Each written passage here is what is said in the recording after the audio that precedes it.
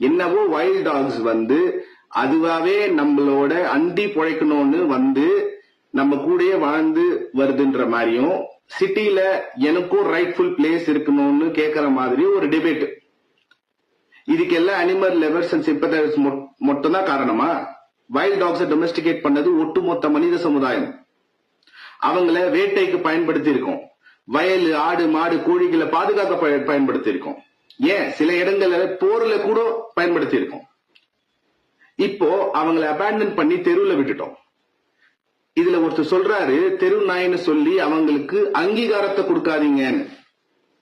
ஏன் உன்னை யாருன்னா தெரு நாயின்னு சொன்னா அது அவ சொல்லா இல்ல உனக்கு அங்கீகாரம் கொடுக்கற மாதிரி ஒரு சொல்லா?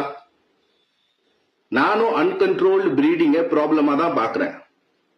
ஸ்டே டாக்ஸ மெனஸ் பேராபத்துன்னு பாக்கல. நானும் அவங்க தெருக்கல்ல இருக்க கூடாதுன்னு தான் நினைக்கிறேன். அதனாலதான் என்னால முடிஞ்ச அளவுக்கு 2 ஆதரவற்ற நாய்களை முறையா தத்தெடுத்து வளர்த்துட்டு இருக்கேன்.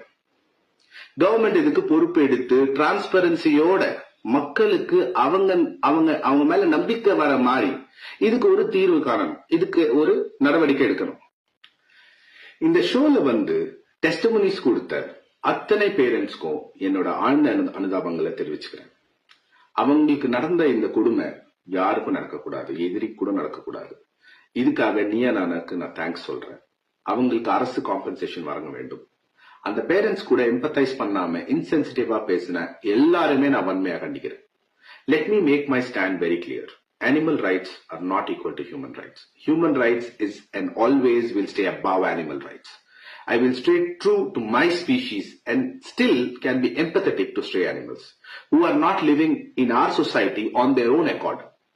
This is a collective responsibility that we should all take. The most powerful should take the most responsibility, which is the government. அப்புறம் இன்னொரு விஷயம் கடைசியா சொல்லிக்கிறேன். தூய்மை பணியாளர்கள் மேல திடீர் அக்கறை வந்திருக்கு. அடுத்த ஷோ சானிடேஷன் ஒர்க்கர்ஸ் ப்ரொடெஸ்ட் பத்தி பண்ணுவோமா? என்ன சொல்றீங்க விஜய் டிவி?